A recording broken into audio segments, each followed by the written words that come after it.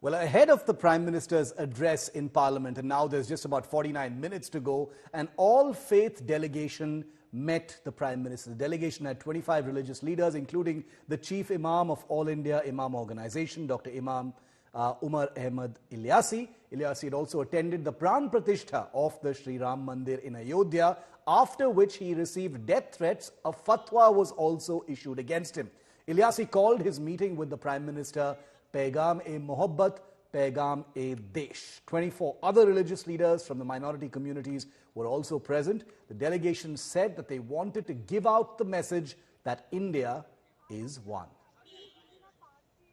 As you can see behind me, there are spiritual leaders of various religions who've come into Parliament from the Muslim faith, from the Sikh faith, from the Christianity faith, from Buddhist faith. They've all come in here to meet with the Prime Minister and say that they are here to appreciate his vision of Ek Bharat, Shresth Bharat, to lend their support for it, and of course to congratulate him on the nomination of Satnam Singh Sandhu into the Rajya Sabha. Paulami Saha in Delhi for India today. आप लोगों ने प्रधानमंत्री से मुलाकात की, क्या message दिया और उन्होंने आपसे क्या कहा? देखिए, आज का जो संदेश था वो एक भारत और श्रेष्ठ भारत। वहां जाकर भारत की नई संसद भवन में ये पहली मर्तबा तमाम एक साथ, तमाम सारे धर्म के धर्मगुरु का एक साथ इकट्ठा होना, ये पैगाम था कि हम सब भारतीय हैं। हमारी सबकी जातियां जरूर अलग हो सकती हैं, हमारी पूजा पद्धति जरूर अलग हो सकती हैं, हमारे धर्म जरूर अलग हो सकते हैं, लेकिन हम सबसे पहले भारतीय हैं। भारत में रहते हैं, हम भारतीय हैं। राष्ट्र सर्वोपरि हमारे लिए है। तो एक भारत श्रेष्ठ भारत का ये पैगाम सबने मिलकर दिया। इसी बदलते भारत की तस्वीर थी कि आज हम सबने एक ही पैगाम दिया, भारत और भारतीयता।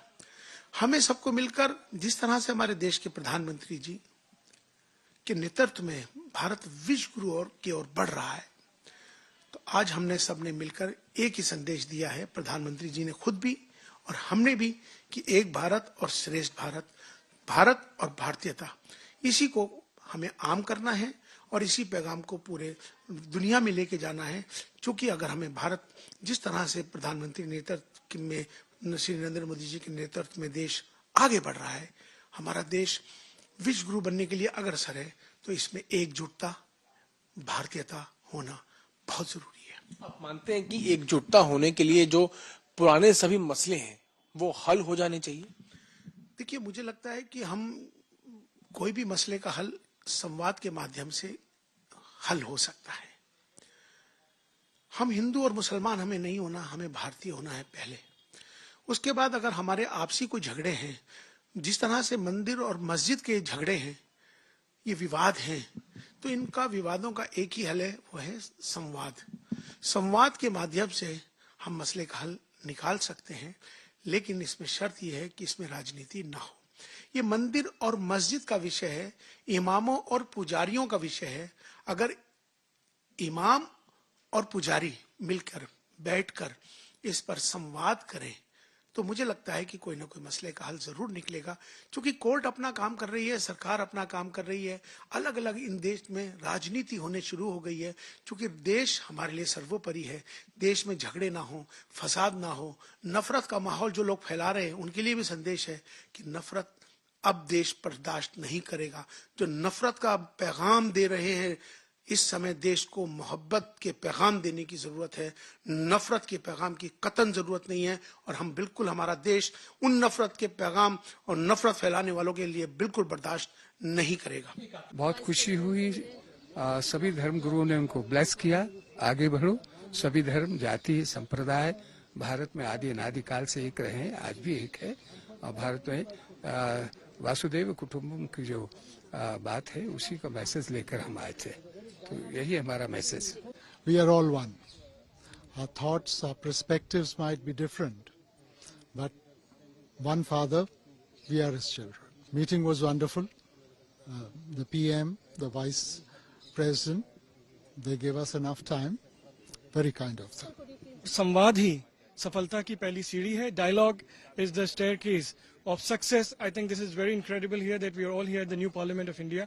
नए पार्लियामेंट में जहां पूरे देश की तरफ से संवाद किया जाता है, देश के भविष्य के लिए, देश के प्रेजेंट के लिए, और जो नीतियां यहाँ पे बनती हैं वो संवाद से बनती हैं. आज तमाम धर्मगुरु जो यहाँ पे मौजूद हुए हैं उस संवाद को आगे बढ़ाने के लिए और पार्लियामेंट से इस संवाद को जन जन तक लेके जाने के लिए जो एक विजन है हमारे देश के प्रमुख जो मुखिया जो है प्रधानमंत्री श्री नरेंद्र मोदी जी, उनका जो पैगाम है अमन एकता का, सबका साथ, सबका विश्वास, सबका प्रयास, मेरे ख्याल से आज इसको रेजोनेट करते हैं 140 करोड़ देशवासी. आदरणीय प्रधानमंत्री नरेंद्र भाई मोदी जी से मिलकर बहुत ही खुशी हुई.